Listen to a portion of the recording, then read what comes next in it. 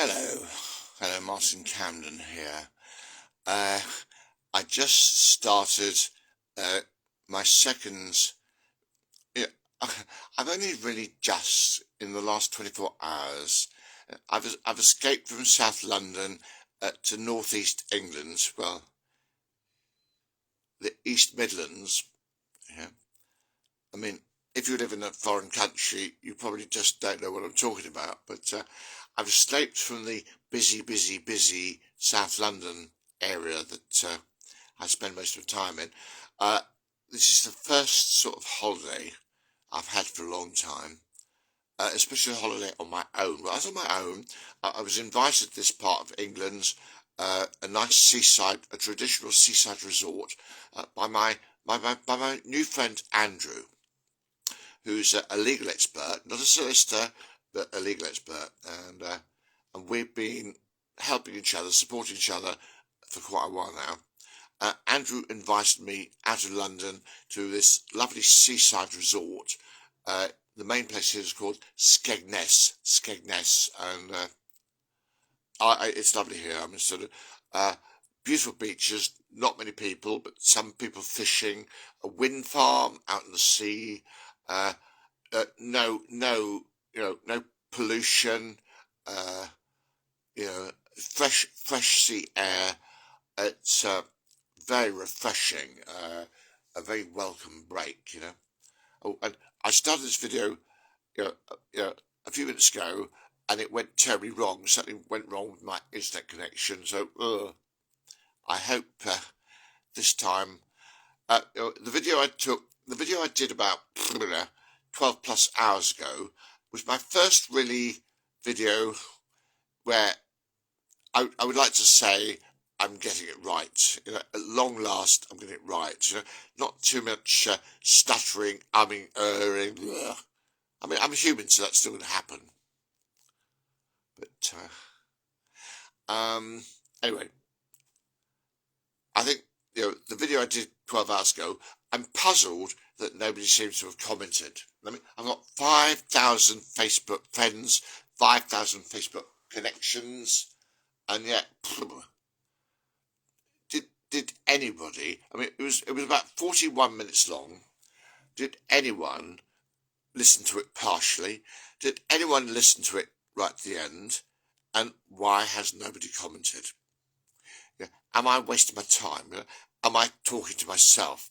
Well, no. I mean, my colleague Rajesh, who lives in South India, a place called Madurai.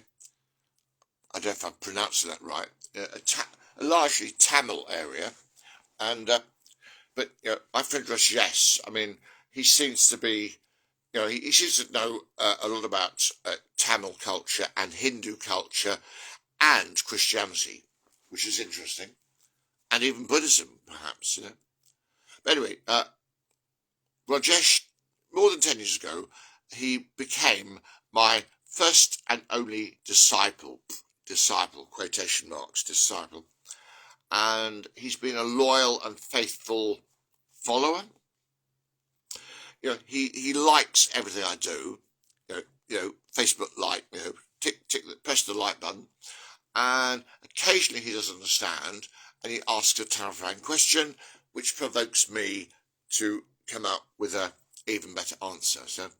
And I've asked Rajesh, please, I don't want to bother with the mechanics of getting my message out there. I just want to get on. Facebook is a great platform for going live. It's so easy for me to go, perhaps once every 24 hours, or maybe twice every 24 hours, to go live on Facebook suits me fine. But if Rajesh could actually somehow download my all videos from now on, download them and upload them to YouTube with a new channel, and I think I've decided on a new name for my channel, but we're going to sort this out soon. Within the next 12 hours, Rajesh and I will start a channel, on YouTube, a new channel, and I'm going to do 1 or 2 Facebook Live videos per 24 hours, and Rajesh is going to put these videos up on YouTube. Now, this the last video I did, which is the first really substantial one, where at last it's like riding a bicycle. I'm finally got the hang of it. I'm riding that bicycle, and just having fun. Pointing the bicycle, this direction, that direction, pedal, and off I go. So I want that video posted on YouTube, and I want this video posted on YouTube, and every video I do on Facebook Live, I want posted to YouTube. And Rajesh is going to do, my friend Andy says it's easy. Well, I don't care what's easy. I don't want to do it. For a long time now, I want to just turn up and do what I enjoy doing, which is sort of like, I've called it stream of consciousness for quite a while now, but that makes sense to me. What I'm doing now, and what I'm hoping that other people will follow in my footsteps and learn this trick, this art of stream of consciousness. What I have many favourite authors, and one of them is Stephen R Covey, Covey, and incidentally, he's a Mormon, and I've explored the Mormon philosophy. It's a good one, and he's written many books, and what's the name of his first book? Escapes me. Why am I referring to him? Stephen Covey, what was I talking about? Yeah, actually, when I have a real live audience, say what was I talking about, people can put me back on track. When I'm doing a monologue to my smartphone, where was I going? Oh dear, oh dear, oh. Rajesh is helping me put videos up on you. I've got it now. Stephen Covey, his flagship book is called The 7 Habits of Highly Effective People, and brilliant book. But when I read it, I realised I was already doing the 7 habits. Interesting. Then I got his next book called The 8th Habit. Now, this stream of consciousness thing, the 8th habit is very relevant here. Well, let me run through the 7 habits briefly. Please read the book. Don't have to. Habit number 1 is be proactive. So after breakfast, think, write a list of things that you wouldn't have done had you not written the list, sort of thing. And being proactive is sort of infectious. Once you've done one thing proactively, it leads to another and another. Habit number 2 is start with the end in mind. So know where you want to end up. Where do you want to be in 6 months' time, a year, 2.5 years, 5 years, 10 years, 20 years? What do you want to achieve before you die? This sort of question. This is your target, and once you have a target, you don't sort of flesh out your target in massive detail, but have a target, and then with the target in mind, flip back to the here and now. What is the next step, the next step, the next step? A journey of 1,000 miles starts with a single step, then a few more, a few more, a few more. Okay. Habit number 3 is, Stephen Covey calls it first things first. It's also last things last, and I call it get your prices right. The most important thing in life is to practice the art of getting your prices right automatically, like riding a bicycle, in every waking moment. Habit number 4 is think win-win. Habit number 5 is first seek to understand and only then to be understood. Habit number 6 is synergise. Funny word. You scratch my back, I scratch yours. Is not synergy. It's reciprocity. Reciprocal. It's sort of like feeding each other with the same delicious food. Synergise means, well, you do me a favour, you help me out in one way, I help you out in a different way. Sort of like a skills exchange or a goods exchange or a services exchange. Mind you, I mean, I'm reminded of this concept of paying it forward. If somebody does you a good turn, you don't have to do a good turn to them back. Pay it forward. Somebody gives you £1 for a McDonald's economy burger. Okay, you don't have to pay them back. When you're in a position, you have £1 to spare, and you give it to somebody else.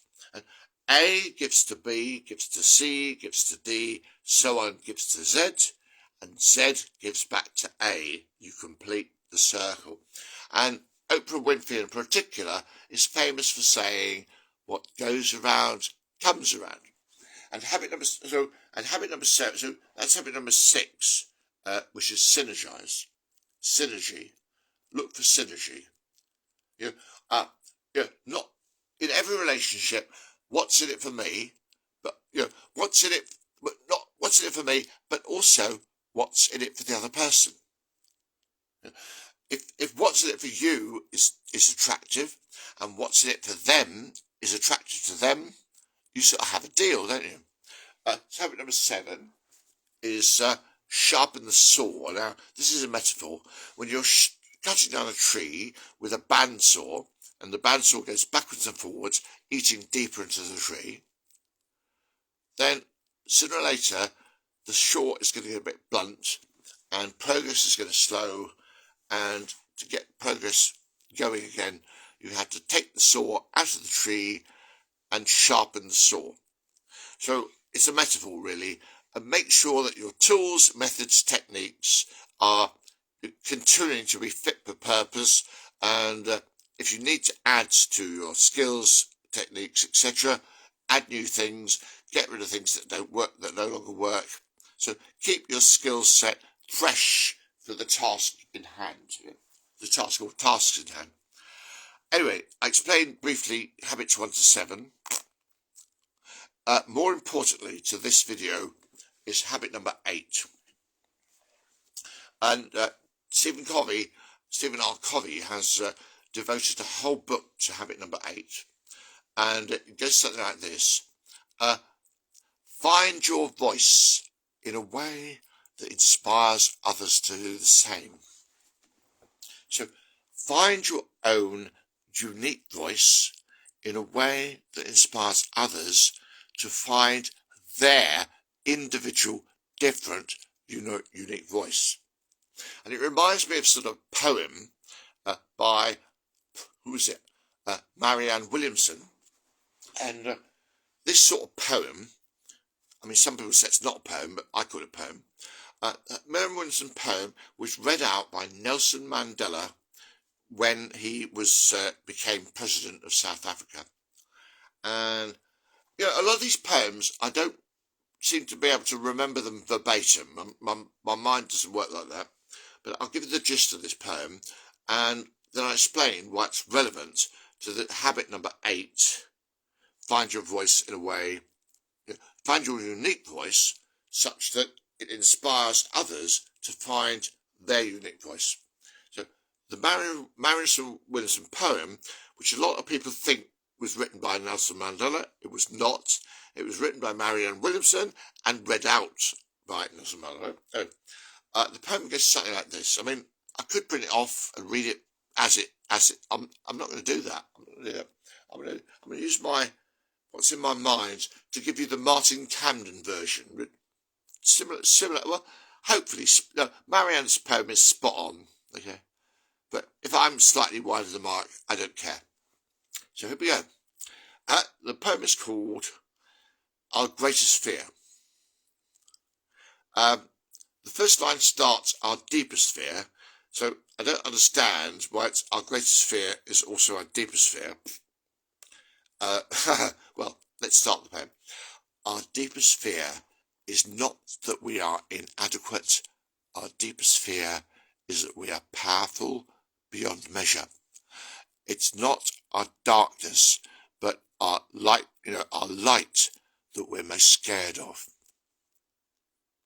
Because, and a little aside, why are we scared of our light? Because with light comes power, with power comes responsibility. Oh, responsibility. I'd rather not be responsible. I don't want that. I'll start again. Our deepest fear is not that we are inadequate. Our deepest fear is that we are powerful beyond measure. It's not our darkness that most worries us. It's our capacity for shining light. And it goes on. Who are you, or who am I? Who are you? Who am I? Who am I to be talented, gorgeous, fabulous, wonderful, amazing, stunning? Who am I to be? Who am I to be such a person? Who are you not to be? You are a child of God. God in quotation marks. There might not be an actual God thing, okay? But Jordan Peterson says, look, he acts as if the God of the Christians does exist. It might not. He acts as if it does. Right? So, who am I to be? Wonderful, fantastic, amazing. Who are you not to be? You are a child of God. Of God. Right? Yeah. And this is the bit I really love. We were born to shine as children do. And Jesus said, be thou like little children. And what does that mean? What's wrong with adults? How are adults different from children? They're different. Adults have heads full of theories.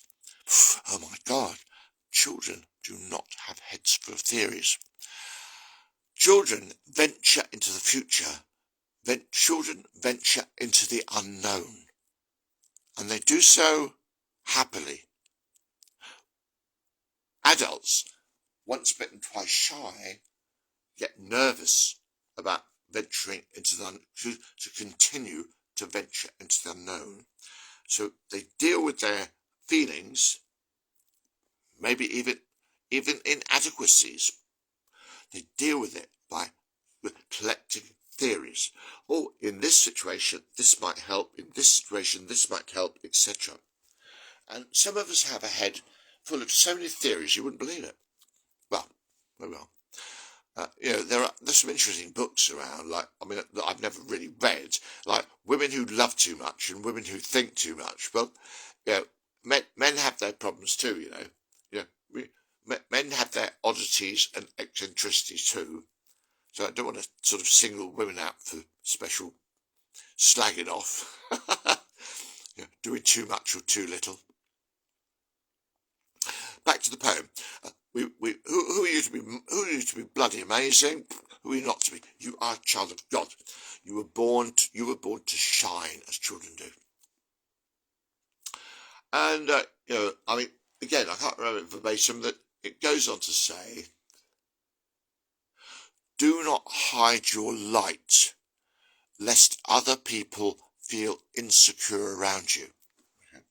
So look, I shine my light. Okay. Oh my light is making feel people nervous.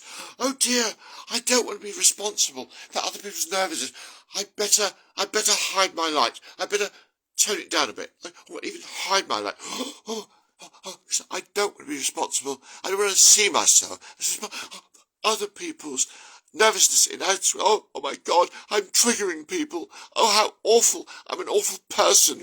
So do not, but Marianne Williamson says very clearly, do not hide your light for fear of making those around you feel inadequate. Because when you shine your light, the upside is those that are ready for it. The upside of shining your light is you unconsciously give other people permission to do the same. You give other people subconsciously permission to shine their light, their individual personal light, to shine also. So you get this contagious effect of people shining their light and others cottoning on and shining their lights. And this spreads virally, infectiously, contagiously. Wow. Wow. Large numbers of people shining their light. You know, is that a process that is unstoppable? Okay, do not shine your light lest other people feel insecure around you. Okay. And what's the final line, if I can remember?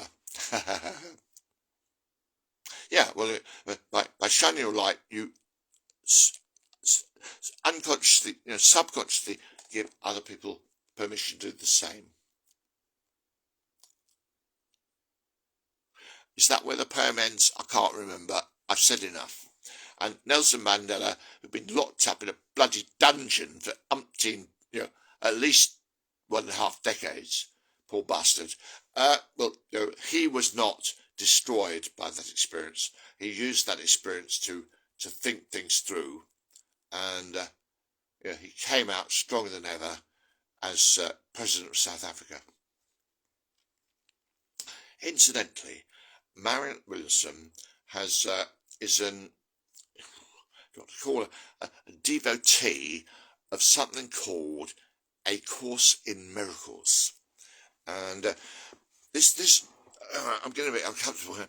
This Course in Miracles is, and I'm not sure who actually put it together. Probably a man and a woman. I can't remember their names. They don't seem to want the credit for it. I don't know. They don't their names aren't bandied around.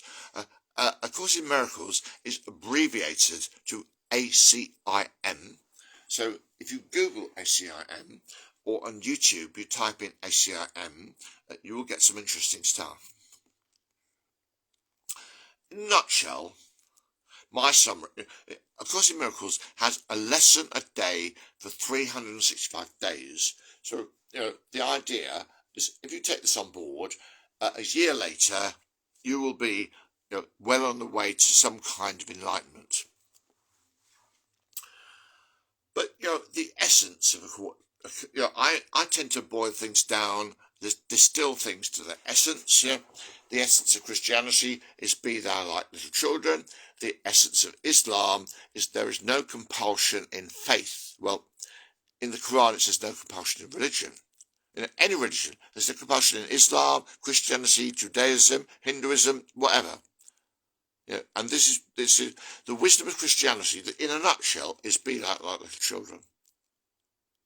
If you fail, so know what I could say about that. There's a great commentator on YouTube. He gives this message. Well, how do you be like little children? Well, babies are little children, but they don't have a head full of theories. Okay. Now, if you're an adult with a lot of good experience and ghastly experience all tangled in your head, how do you get back to being like a child? And this commentator, this is a brilliant message. It's fine to be childlike. It is not fine to be childish. So, one could say the main goal of any Christian is to put downward pressure in their lives, perhaps with the help of prayer, whatever, but downward pressure on childish behaviour. We all know, childish behaviour,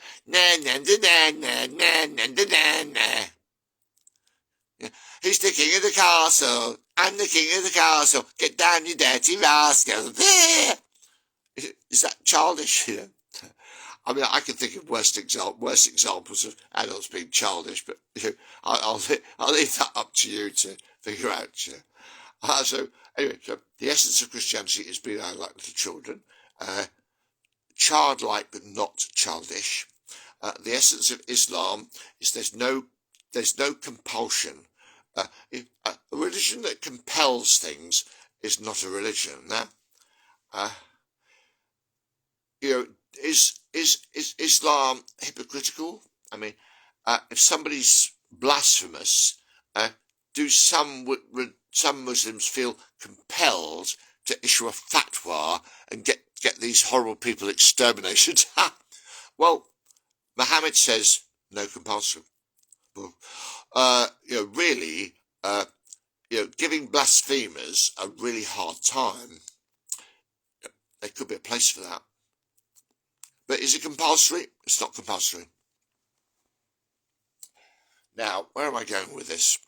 Regather my thoughts. Gosh. Habit number 8. Inspire others to find their voice. I was talking about stream of consciousness. What I have finally learned to do, I think, is I found a way of tapping into my stream of consciousness that works for me and could very well rub off on other people to a lesser or greater extent. Phew. How do I wrap this up? How many minutes have we been going? I've ditched my glasses, I want to fix my eyesight. It doesn't say how many minutes I've been going, so whatever. I'll just carry on until I reach a natural conclusion point. Whew. Oh, look, I can't see a logical way forward. Not that life is all about logic. So I think I'll end it here. Please, maybe, this earlier video I did, maybe people have commented, asked questions, and, for some reason I'm not using Facebook very well. For this video that I'm doing, in the early hours of the morning, in Andrew's little chalet, my friend Andrew, his chalet, and as you can see, it's a bit dark around here. It's darkish, and I'll end it here, but please, I thrive on feedback. The more feedback I get, if I get a lot of feedback, the next video will be quality, sort of tailors to meet the needs of those people who are taking me seriously. If I don't get any feedback, I shall blunder on, blunder. I'll make it up as I go along.